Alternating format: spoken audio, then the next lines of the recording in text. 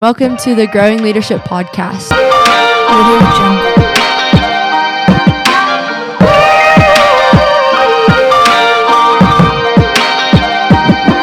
Hi, and welcome to the Growing Leadership Podcast. This is our first episode, and we are super excited for what this podcast has in store. Today, we're going to talk about how to implement communication into your individual leadership. Our goals for the podcast is to really give you guys a good outlet to learn and grow in your leadership more, and the same for the leadership workshops that we are going to implement through our time as the OASC VP. I'm Macy Bush, the OASC State Vice President for the 2020 year. I'm Delaney Ward. I'm a sophomore at Skiatook High School.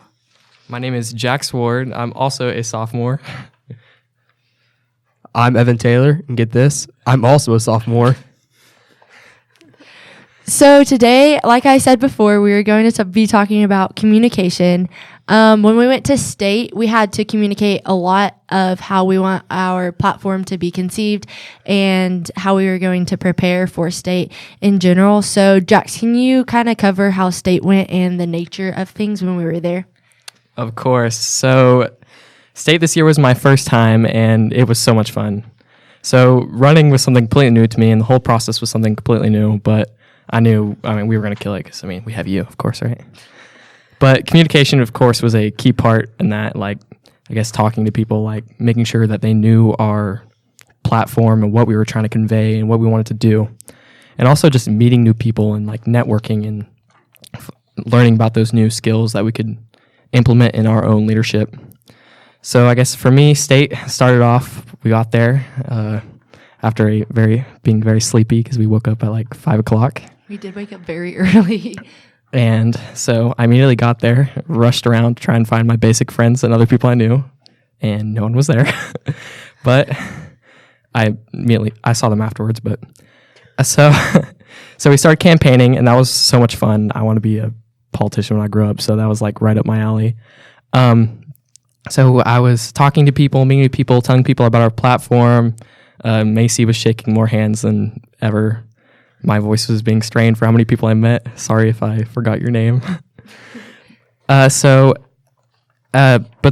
communication, of course, you have to be able to communicate to run for an office, right? You have to be able to clearly tell people what you want to get done, and you have to be effective in how you're going to do it because you only have a short amount of time, and they want to go to every booth.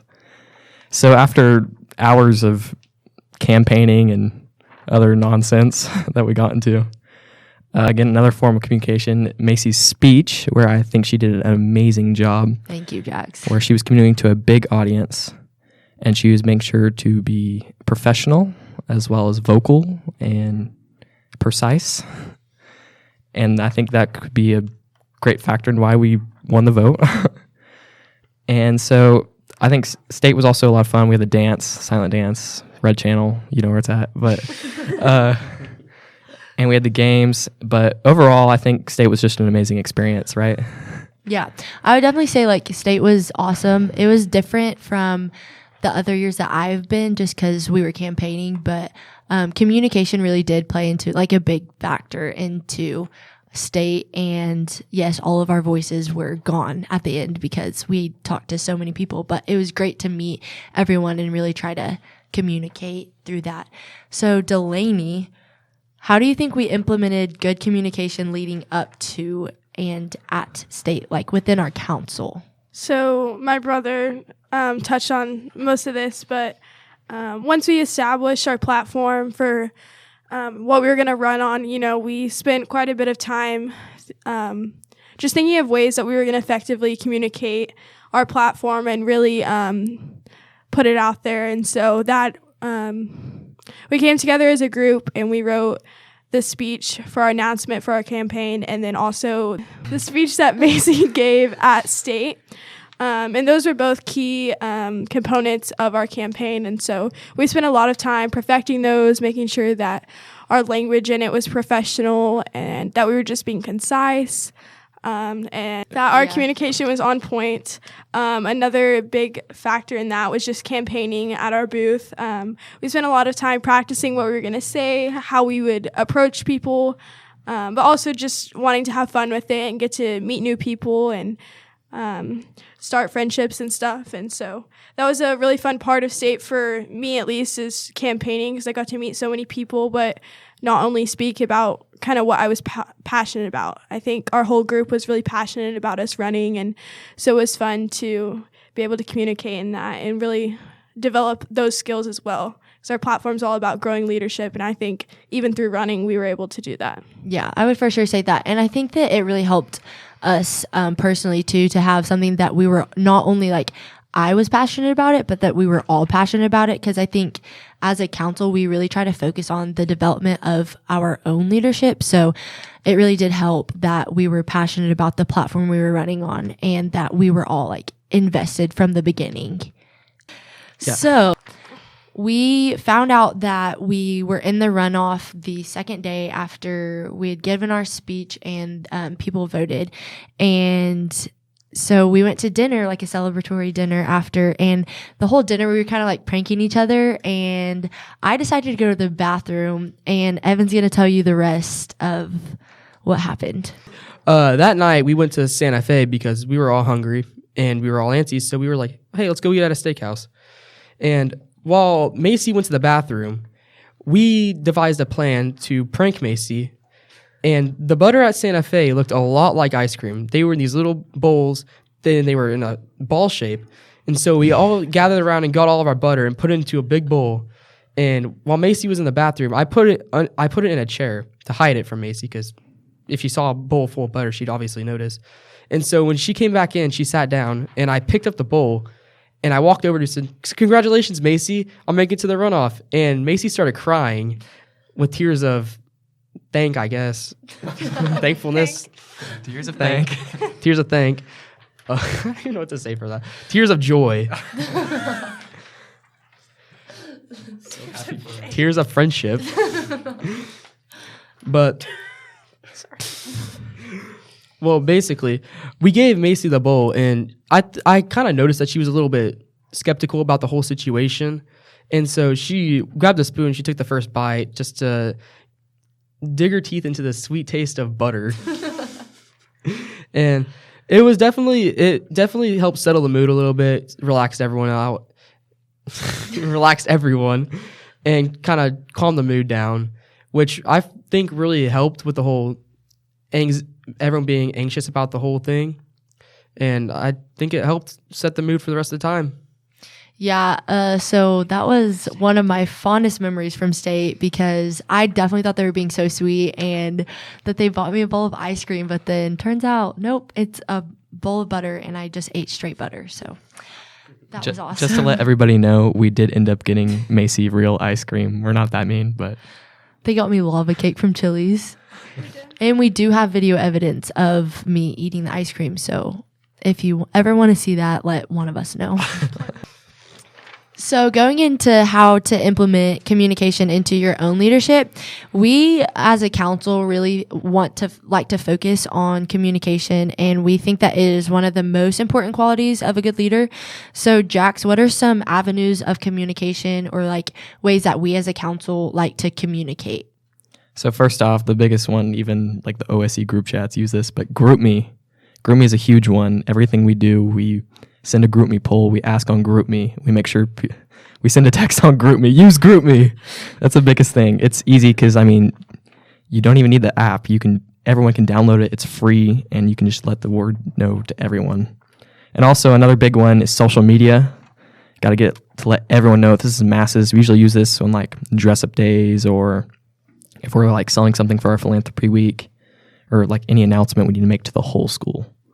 So like for bigger things, social media, smaller things, maybe your council, GroupMe. And then also the biggest one that you need to do, face-to-face.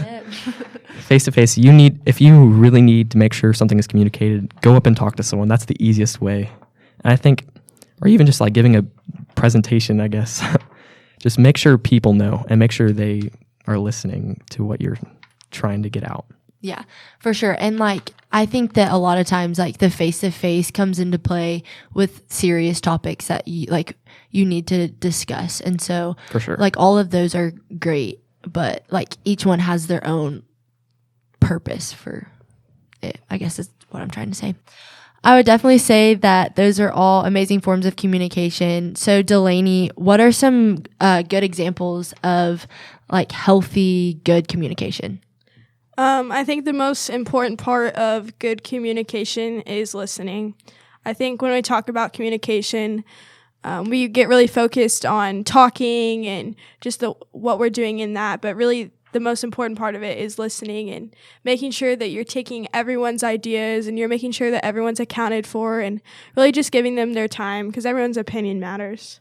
But then as far as communicating goes, just also making sure that you're clear, you're concise, you're using professional language, and then just being attentive to others' ideas and using good word choice. Yeah, those are all great. I would say those are amazing qualities of good communication. And obviously, you're never going to have the perfect communication, but we can all strive to grow how we communicate well. So that being said, there are both bad forms and good forms of communication. So Evan, what are some examples of or qualities of bad communication? Well, one really bad quality of communication is being a bad listener. If you don't listen to what other people have to say, you might not even understand the whole conversation, and you won't have anyone else's opinions on the matter. And that's, first off, it's very rude to not listen to someone when they're talking, expect them to listen to you. So that's just one of them. Another one would be showing respect to the other people who are talking, because no one will show respect to you if you don't show respect back to them, which is another big thing. Another one is don't use slang. And those are just a couple things that I thought of.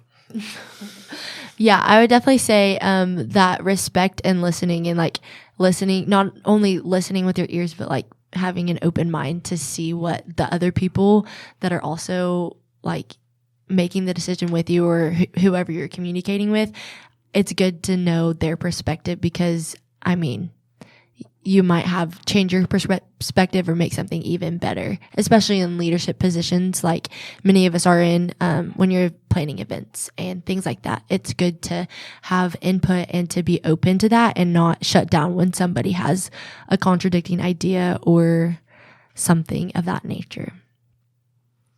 So that being said, we all look up to people like leaders. I think we all kind of have that one person in mind that has great communication and they really strive to listen well and to be respectful. So Delaney, who is that person that you look up to in terms of displaying good communication? I think the first person that comes to mind is Sadie Robertson. I think she kind of grew up in the face of, or she grew up on a reality TV show, and she's kind of always grown up in the media. And I've always been so impressed with the way that she's always handled herself and using her platform, like really, she's always used her platform in a respectful manner and just always has something positive to say and is focused on lifting others up and helping others. And I really respect how she's been able to use her platform. So I think a lot of people who sometimes grow up in the eyes of media don't always use it that way. So I don't know. I just really look up to her for that. Yeah, she's for sure a great communicator. I mean, she has to do that because she that's her job to communicate, but she's great at doing it. So Evan, who is that person that you look up to that has amazing communication? If I had to say anyone who I look up to for having good communication skills, it would be the Seattle Seahawks quarterback, Russell Wilson.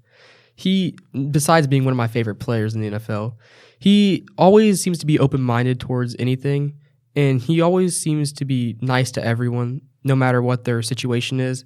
And you can tell that by how he serves other people by going to hospitals and having fun with all the little children who are less fortunate. And he always seems to communicate very well through the media. He never is controversial at all. Press conferences or not, he's always being professional, and he never seems to have anything negative pointed towards him because of his professionality when he's speaking to the media or anyone in general. That's a good one. Go Seahawks. Go Chiefs. So Jax, who is that one person that you look up to? Okay, for me, OAC legend Zach Robbins. I mean, an idol to me. But in the group chats, he's always talking. He's always informing people, always letting people know. And when I've met him in real life, he's a genuine guy. He hears out everyone, and just cool guy. But yeah. Yeah, all of those are great. I think that all of those are great examples of communication, except especially Zach, because he is in the OAC, and I mean, he does talk on the OAC group chat so much. And so I'm glad that you put someone who we all know and someone we could easily talk to in real life to kind of put that into perspective. So shout out Zach Robbins. I would say the person that I look up to the most is probably, if we're being honest, is probably Dawn Brockman, because she really has to communicate a lot in her job, and whether it's just talking to the executive board or getting information out there on the social media that the OAC has, she really just kind of does it in such a graceful way, I think. And every time that she's talking to other people, I think she just does an amazing job in communicating well. So that is who I would say I would pick if it was someone in the Oklahoma area. If it was a really famous person, I would probably pick Craig Groeschel, because he has to communicate to thousands of people every single weekend pretty much. Because he's a pastor of Life Church, but he just does a good job at concisely getting his message across to people, whether it be on his leadership podcast or in his sermons. So, okay, Macy, how do you implement good communication in your own leadership? I would say the biggest part of implementing your good communication into your own leadership is to practice it as much as you can, and to just remember to listen and be respectful, and kind of knowing that there are different forms of communication for every situation. I really do think that you can't get the good communication unless you practice it and you fail when you are practicing it, because if you don't fail, you're not going to learn from your mistakes. So when you're failing, when you do fail, you're going to tweak your communication and learn, hey, I might not have talked to so-and-so in the most respectful way. So next time this situation comes up, I'm going to do that instead. And really just doing all the qualities and the things that we've been talking about through this whole podcast, and striving and trying to have good communication in general, and not just being it'll happen, but actually working towards that goal. So that's how I would implement good leadership, good communication into your own leadership, so that you can grow in the long run. So now we are going to talk a little bit more about our leadership workshops that we're going to do. Obviously the podcasts we're going to have guests every month, and they're going to be leaders across the state. And so if you guys have any suggestions for who you would like your guests to be, let us know on our Instagram, Growing Leadership. We would love to get y'all's input on that. And for our leadership workshops, Delaney, do you want to kind of tell us what we're going to be doing in our leadership workshops and the nature of those? Yes. So we will be sending out a Google form sometime in the next month, and schools will be able to apply, and we'll kind of rate your need and kind of go from there once we get our schools chosen. But what those will look like, we can come to your school either a weekday or a weekend, kind of whatever works best, and based on what you guys need, whether that be communication or service, we'll focus on what your council needs the most, and work our day around that. And we'll play games. We'll do some interactive activities to kind of practice that in your council, give you guys some ideas to help grow those skills, and really just focus the day on helping you guys grow as a council. So, yeah, our heart in those and our intention for those are really to make it unique for each council, also to really have the most amount of growth as possible. So, if you have any suggestions for leadership qualities that you want us to discuss, like I said, contact us on social media. Our Instagram is Growing Leadership. And if you have any ideas for leadership qualities that you want in the leadership workshops, also DM us or contact one of us on social media, or you can contact any of us through GroupMe, I think, if you want to look on there. All right. Do you guys have any last thoughts on communication that you just want to get out there before we wrap this up? Communication is not always about being the speaker. It's about listening to and making sure everyone's voice is heard. I just want to encourage you guys to really think about your communication in the next month, and so you can really grow in that leadership skill, because that's the whole point of these podcasts, is to help people grow and give them ideas to work on it in the month. That way we're all growing together. Yeah, those are awesome. Thank you guys. Well, thank you guys so much for listening to the Growing Leadership podcast, and look out for our next episode. We're going to have an experienced leader from Oklahoma as our guest.